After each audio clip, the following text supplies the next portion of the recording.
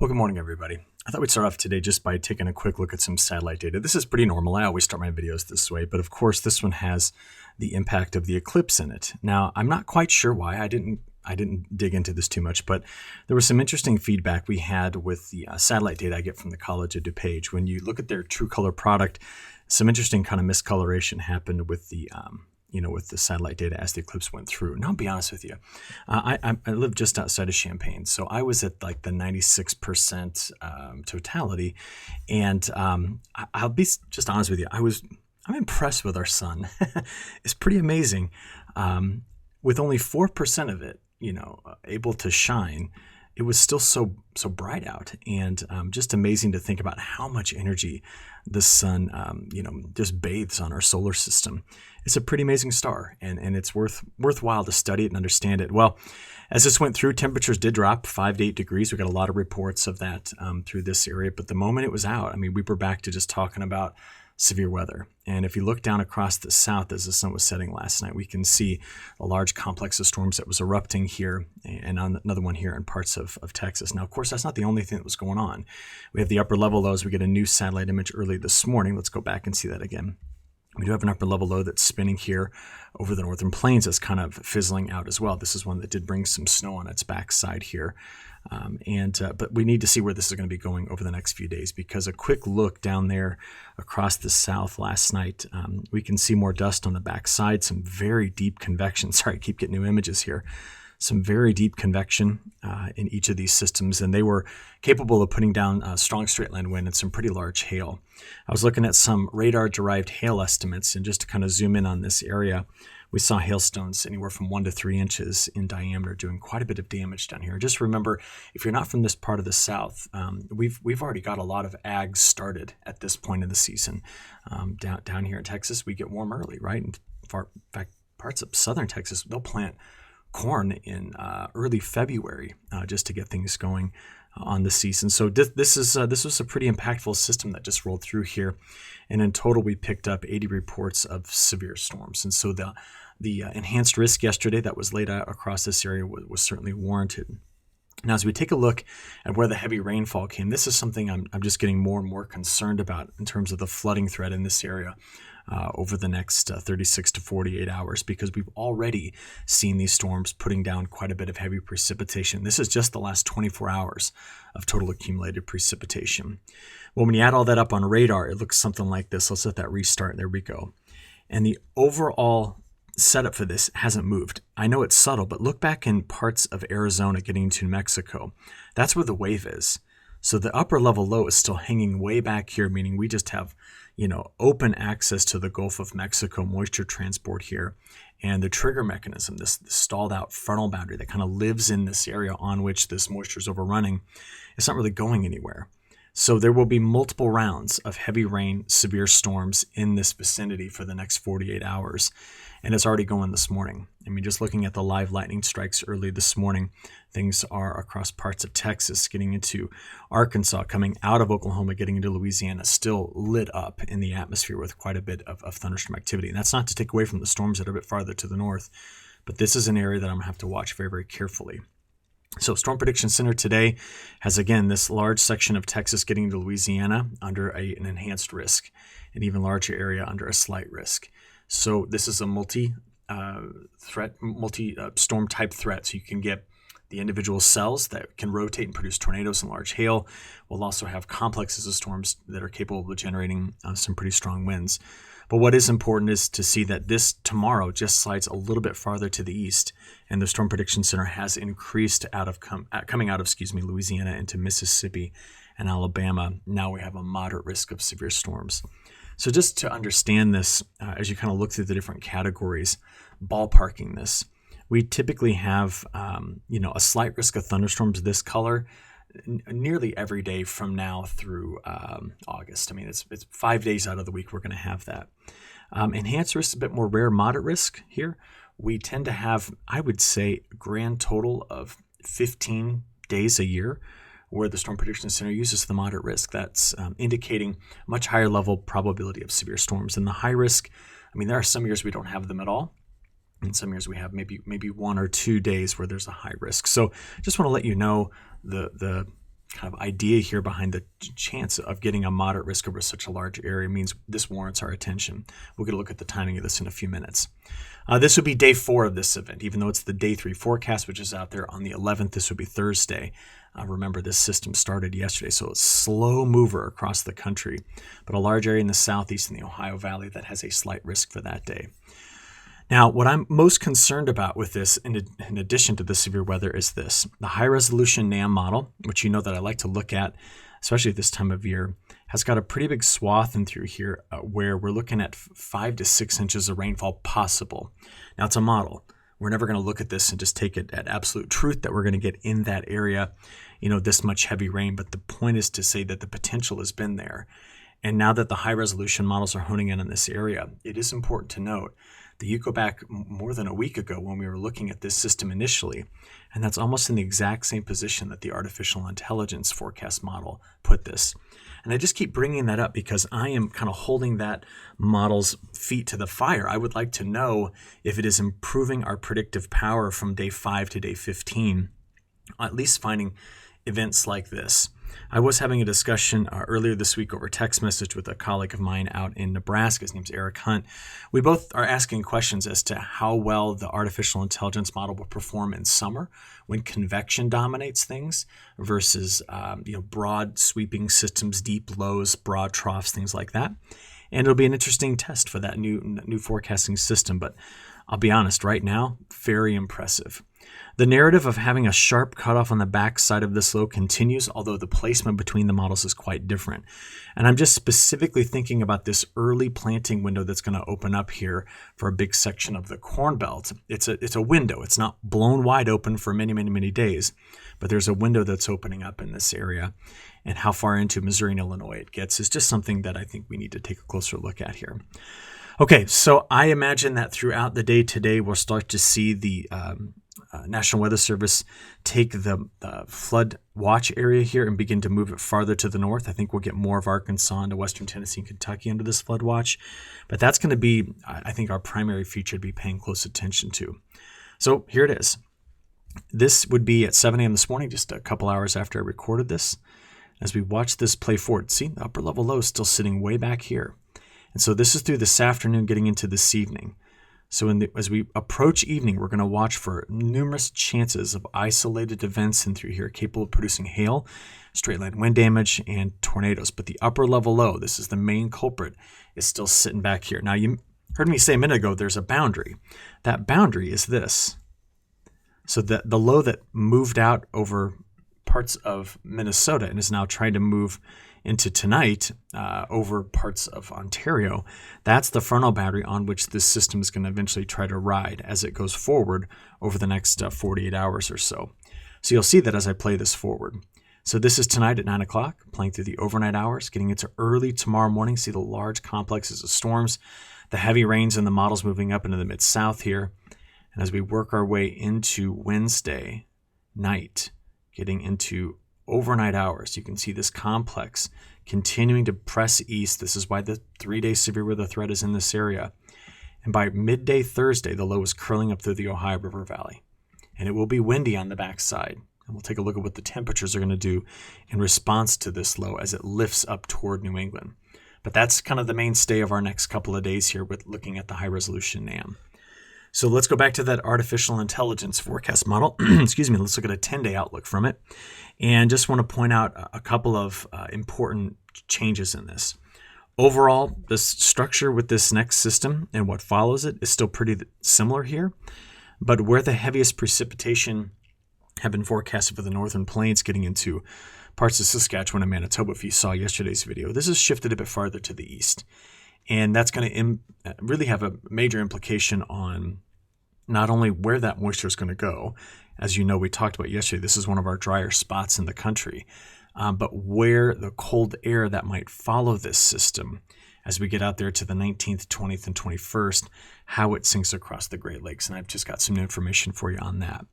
I think there will be open planting windows here. Our hard red winter wheat belt, though, just remember there's a sharp line to the north of this over which I'm not expecting much precipitation.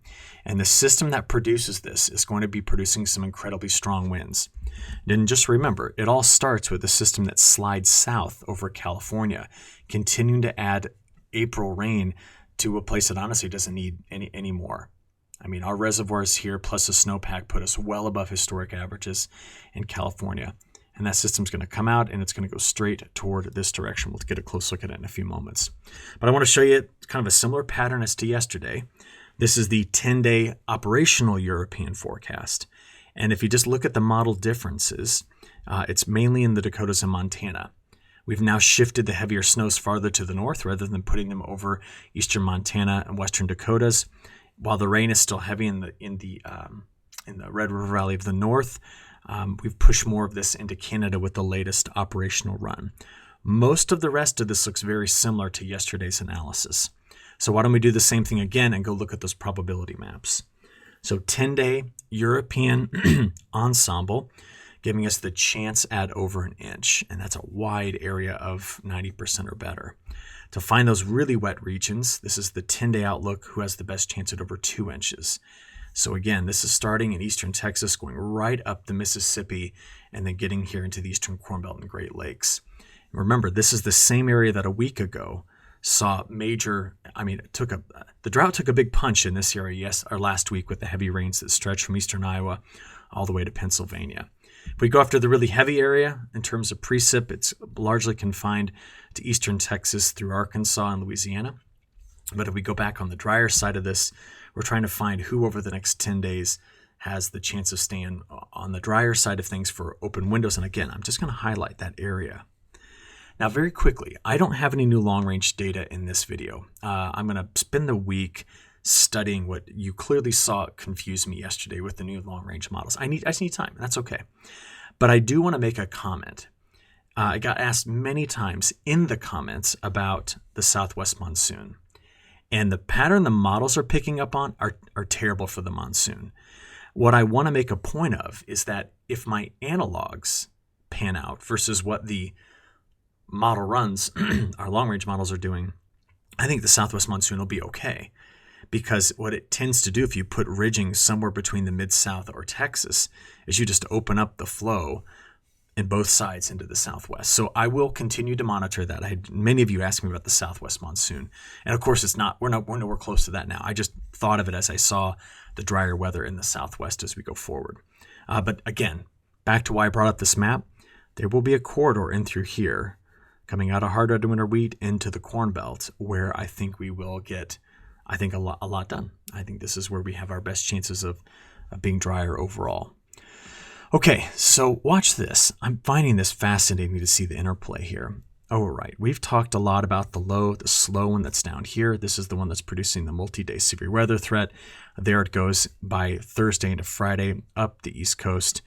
And my goodness, what we would have done to see something like this in winter. Just a big low curling up here. Large ridge to the east of it, to the northeast of it. That is a snow maker if it is December, January, February. But instead it is April, and we're not going to be able to tap into enough cold air. Now, as we talked about, the next low slides, just like all the previous ones, down to Southern California and then finds itself here. So watch, keep an eye on this low. This is starting off on Saturday, going into Sunday, Monday, and Tuesday. See it there?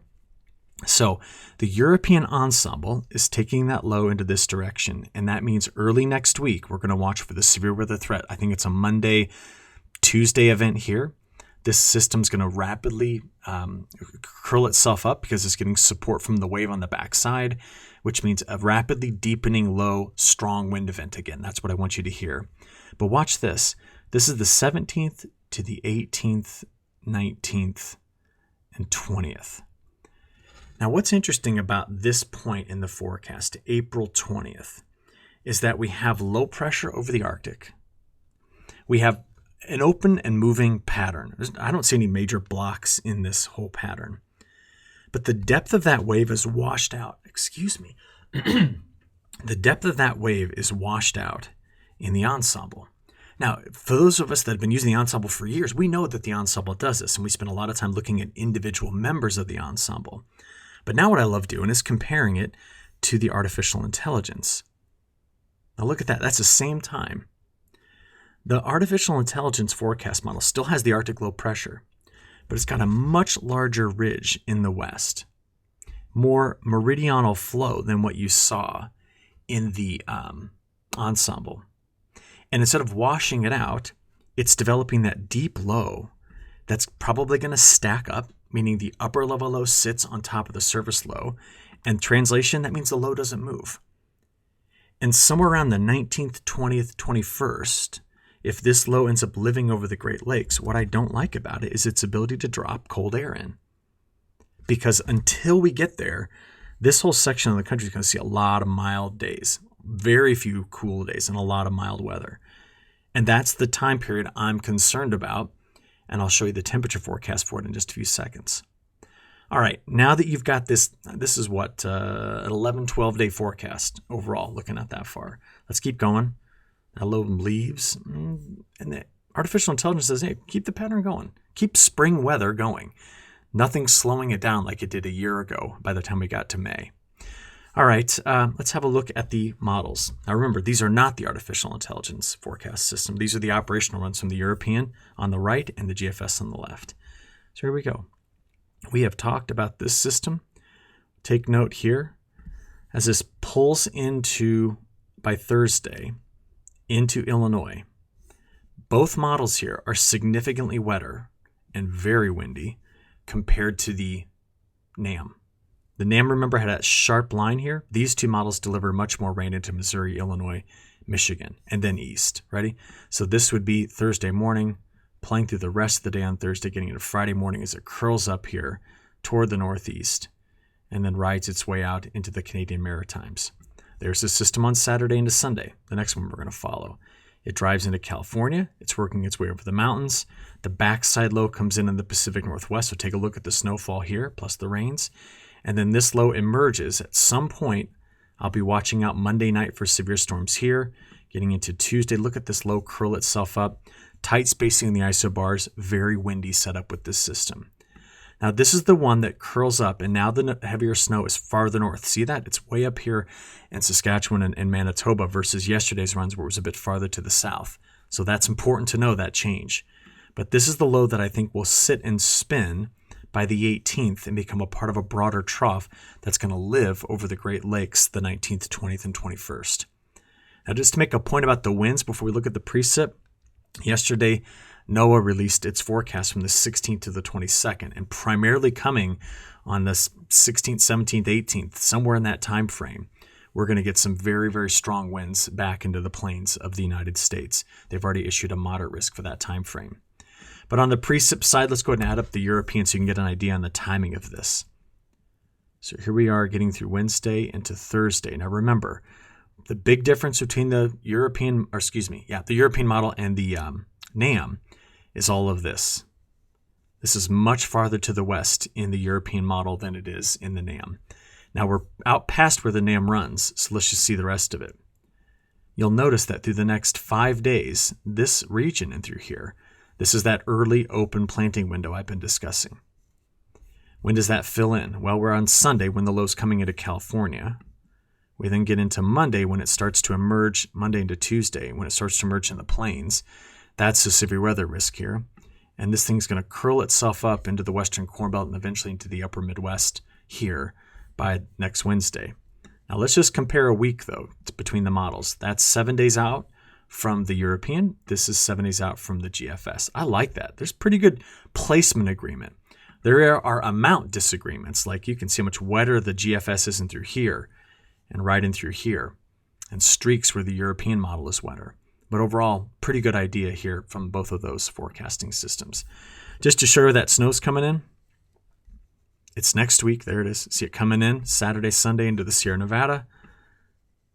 Not a lot in the Rockies, but take a look at what the model's attempting to do here. Now, please, when you look at this, do not assume this is where the placement's going to be nor the mounts. But I just want to let you know that if that next system comes down Saturday, Sunday, gets here by Monday, Tuesday, and eventually by next Wednesday is spinning up in parts of, Manitoba or Ontario, we'll have enough cold air to produce some snow in this area.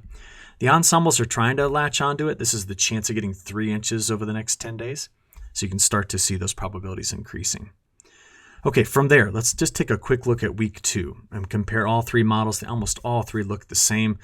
With the ridging that's coming into the west, we're going drier. We have this system. We just showed it to you. 16th, 17th, and 18th. That is what's primarily driving the wetter conditions you have here. And we're going to watch for where this low goes after that, which is going to really have an impact on the temperatures. Now, as I mentioned, the next 7 days, while we have a couple of cooler days in there for this section of the country, we're really peeling back where that frost risk is going to be. So, I mean, you can see it's pretty far to the north here. If we look at how many GDDs we're expecting to accumulate, so just take note of this. I mean, we're going to have throughout parts of Nebraska and Iowa, just in the next 7 days alone, 60 to 90 GDDs getting picked up, much higher the farther south you go. Now, this is using a base of 50 and a max of 86. That's a corn formula, but that's what we grow in here, a lot of corn and soybeans. Okay, so what about the timing? Here's today's highs, getting into tomorrow. And then remember, as that low curls up Thursday into Friday, there is a brief cool down here on Friday, but that's it. Behind it, warmth is coming back in Saturday, Sunday. Why is it cool in the west? That's where the low is moving, right here. Large warm sector opens up. That's why when we talk about next Monday, we'll be discussing the risk of strong to severe storms here. It's what happens after this that I'm concerned about. Let's go have a quick look at this. The day 5 through 10 forecast from the GFS. Most of that warmth you see in here is because of the warm up before that low gets to this area. Day 10 through 15, you can now see the ensemble, GFS ensemble, is putting that big ridge in the west. So does that, if we end up getting flow like this, can we be more supportive of the trough that's going to be coming over the Great Lakes? It's possible. But what does the European model ensemble say? It's got something even a little different. Same day 5 through 10, but look at day 10 through 15.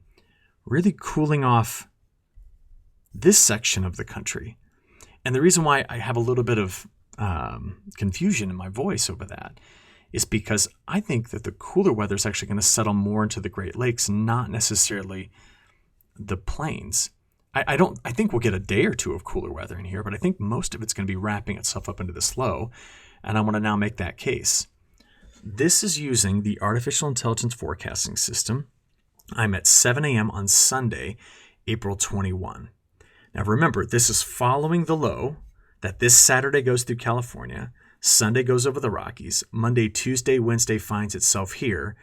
This is waiting until next, Thursday, Friday, Saturday to curl up into a low, and by Sunday morning, it drops a freezing line into this area. And the artificial intelligence by Monday morning drops that freezing line here.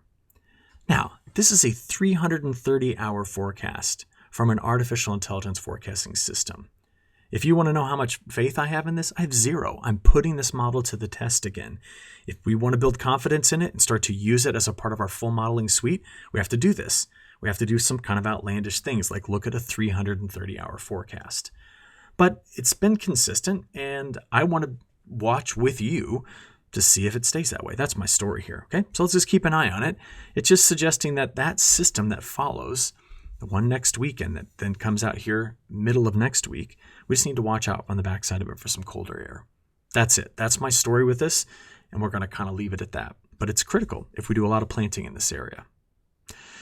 Okay, what about other places around the world? Brazil, corn production. When you think about total corn production, I wanted you to really focus in on Mato Grosso do Sul and Paraná. Added up, they're about, we could say 25% of the total production for corn. A lot of safrinha corn, though, here. The reason why I bring this up is using some satellite data. You can see that particular area, Mato Grosso do Sul, which is here, getting into Paraná, a little bit of Sao Paulo, this has been an area that lately has been missed out on some of the precipitation. And I've seen some evidence and heard some discussions that some of the crop in through here was been hit hard with drought. What is interesting is it's not showing up on the NDVI data. Those two locations, Mato Grosso do Sul and Sao Paulo, Paraná, the red line shows you that NDVI values are above the historic averages and even above last year. So there's been some regional problems in there. You can see it on the satellite drive precip. I've seen it on people discussing it, but I don't know how much damage was done. And what I do know is that it's not hot there soon. It's only hot over toward Minas Gerais. And over the next 10 days, models continue to put heavier rains on top of that crop that's been damaged by some drought stress. But the only dry spot is right over here in eastern Brazil. Again, Minas Gerais. I don't know if I say that right. I should really look it up or talk to my Brazilian friends to make sure.